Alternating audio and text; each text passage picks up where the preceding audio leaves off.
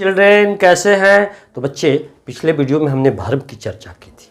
Verb को हम नाम अलग भी रख सकते हैं, एक्शन वर्ड और डूइंग वर्ड भी रख सकते हैं। तो प्रयोग के आधार पर वर्ब को दो भाग में बांटा गया। कौन कौन? प्रिंसिपल वर्ब और ऑक्सिलरी वर्ब।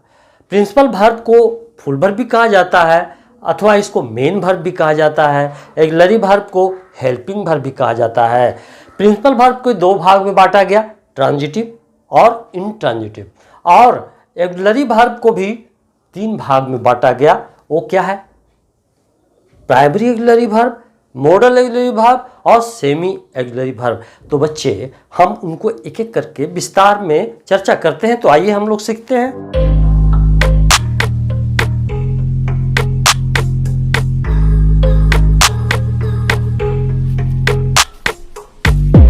तो बच्चे हमने वर्ब की जो टाइप बताया उसमें से प्रिंसिपल वर्ब है। तो इनको परिभाषित करने से पहले हम उदाहरण के द्वारा समझते हैं। तो आइए, उदाहरण क्या है? I am a teacher. अब देखिए मैं एक शिक्षक हूं। अब इसमें वर्ब कौन है? वर्ब कौन है? एम है। ये क्या है? अकेले आया है और यही मेन वर्ब अथवा प्रिंसिपल वर्ब अथवा फुल वर्ब है। तो फिर देखिए आगे, राम लव सीता। राम सीता को प्यार करता है। यहां देखिए तो वर्ब कौन है? लव्स। और ये अकेले आकर के मुख्य क्रिया का भूमिका अदा करता है, यानी यहां प्रिंसिपल वर्ब का कार्य करता है। Mohan is reading. मोहन पढ़ रहा है। देखिए तो यहां पर रीडिंग है और इज है।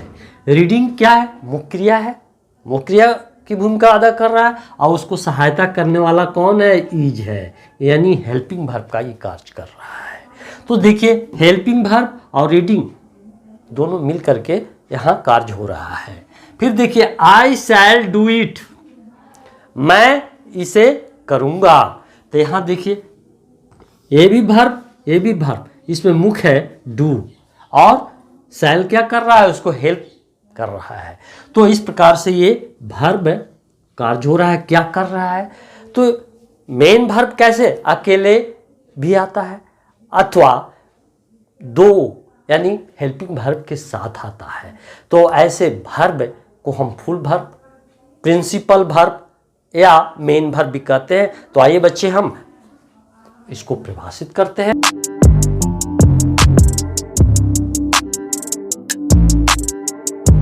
आशा करता हूं बच्चे कि उदाहरण से आप अच्छी तरह समझ गए होंगे कि मेन वर्ब क्या है। मेन वर्ब वाक्य में अकेले आता है अथवा हेल्पिंग वर्ब के साथ आता है। हेल्पिंग वर्ब क्या है? तो सहायक क्रिया है। इसका वर्णन मैं तुरंत इसके बाद करने जा रहा हूं। तो आइए हम इसको परिभाषित करते हैं। प्रिंसिपल वर्ब को हम मुख्य क्रिया कहते हैं हिंदी में, और उसी का क्या दूसरा नाम है? फुल वर्ब भी कह सकते हैं, मेन वर्ब भी कह सकते हैं। तो इसकी परिभाषा क्या होगी?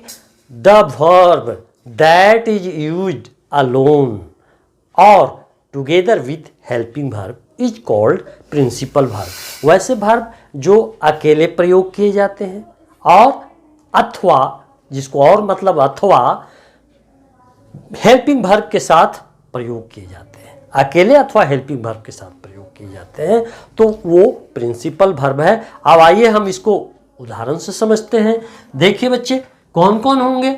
तो go, come, read, jump, weep, laugh, write, spin, rise, run, walk, etc. बहुत सारे ऐसे वर्ब हैं जो मेन वर्ब का कार्य करते हैं। अब यहाँ देखिए कि इनको उदाहरण द्वारा कैसे समझे। तो Radha has gone to market. Radha बाजार गई है। अब यहाँ देखिए तो दो वर्ब है। यहाँ एक वर्ब हेल्पिंग वर्ब है और यहाँ कौन है? मेन वर्ब है। तो यहाँ आप समझ गए होंगे। फिर देखिए आई टीच यू। मैं आप लोगों को पढ़ाता हूँ। तो यहाँ पर जो वर्ब है अकेले आया है और यही प्रिंसिपल वर्ब है, यही मेन वर्ब है। और आगे उदाहरण देखते हैं। Mahesh is a student. Mahesh एक विद्यार्थी है। अब बताइए इसमें कौन वर्ब है? तो इज वर्ब है और अकेले आया है। तो यहाँ यह मेन वर्ब के कार्य कर रहा है। तो बच्चे आप अच्छी तरह समझ गए होंगे। तो बच्चे आशा करता हूं कि आप प्रिंसिपल वर्ब के बारे में अच्छी तरह समझ गए होंगे। आइए हम हेल्पिंग वर्ब के बारे में चर्चा करते हैं। तो हेल्पिंग वर्ब को डिफाइन करने से पहले हम उदाहरण देख लेते हैं। तो बच्चे यहाँ देखिए, आई एम टीचिंग, मैं पढ़ा रहा हूँ। यहाँ पर दो वर्ब हैं। ये क्या कर रहा है? ये मैं पढ़ा रहा हूँ, यह टेंस का निर्माण कर रहा है। और इस पे यहाँ मुख्य वर्ब कौन है? टीचिंग। और एम क्या कर रहा है? उसको सहयोग कर रहा है।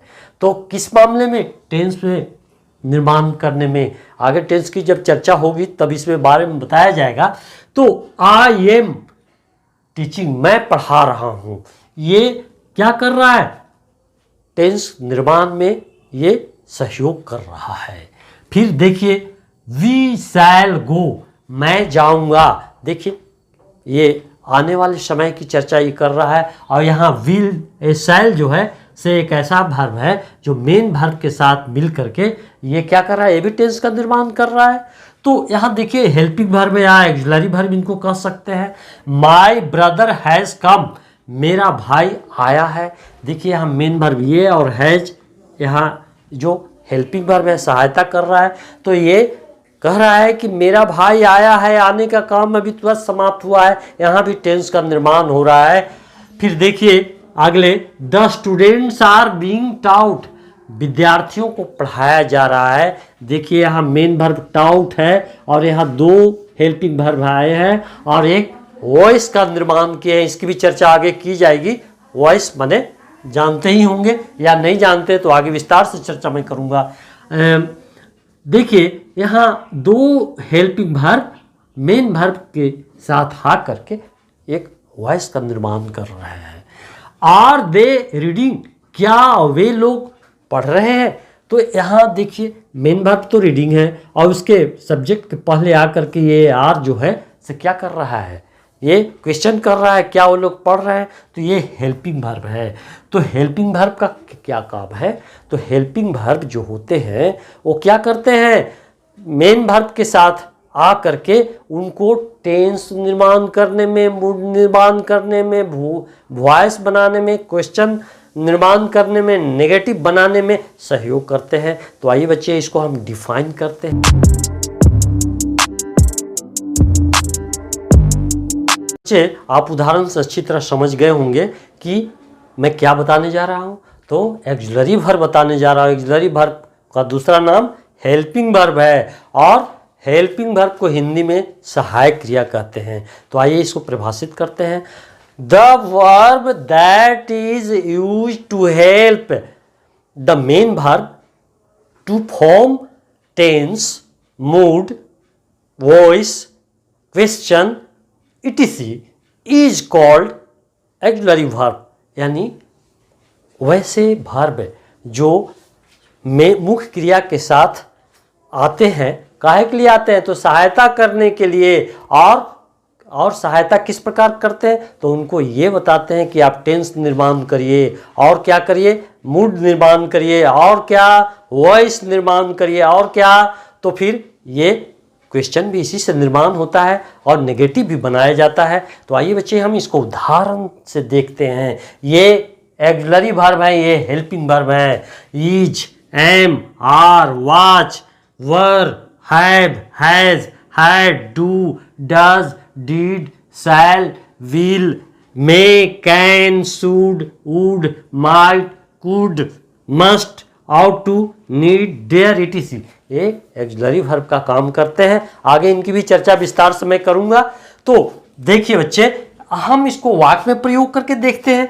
यू आर रीडिंग, आप पढ़ रहे हैं या आप लोग पढ़ रहे हैं। तो देखिए तो मेन वर्ब के साथ ही आया, या मेन वर्ब को सहायता कर रहा है कि नहीं टेंस बनाने में? ये प्रेजेंट कंटिन्यूअस का निर्माण हो रहा है, यानी मैं पढ़ रहा हूं, पढ़ने का काम चल रहा है। वी हैव ब्राउट, हम लोग लाया है। यानी देखिए तो ब्राउट मेन वर्ब है, उसके साथ हैव आया जो ये प्रेजेंट परफेक्ट टेंस का निर्माण किया यहाँ पर। फिर उसी तरह से राधा विल गो, राधा जाएगी। यहाँ देखिए तो मेन वर्ब के साथ के पहले ये क्या आया? विल आया जो हेल्पिंग वर्ब है, और ये एक फ्यूचर टेंस का निर्माण किया। फिर देखिए शैल वी रीड, क्या हम लोग पढ़ेंगे। यहाँ देखिए क्वेश्चन कर रहा है, क्वेश्चन का भी निर्माण हुआ। यहाँ देखिए ऑक्सिलरी वर्ब के क्या किया, तो सब्जेक्ट के पहले ला दिया और क्वेश्चन का निर्माण किया, क्या हम लोग पढ़ेंगे। तो इसका उत्तर आप दे सकते हैं यस या नो में। आप पढ़ेंगे तो यस कहेंगे, नहीं पढ़ेंगे तो नो कहेंगे। तो बच्चे आप अच्छी तरह समझ गए होंगे, आप इसको नोट कर लीजिए। बच्चे अभी भी अगर आपको दिक्कत हो रही है तो कमेंट बॉक्स में जाइए, पूछिए इसके बारे में, और नए हैं तो सब्सक्राइब करना भी न भूलें।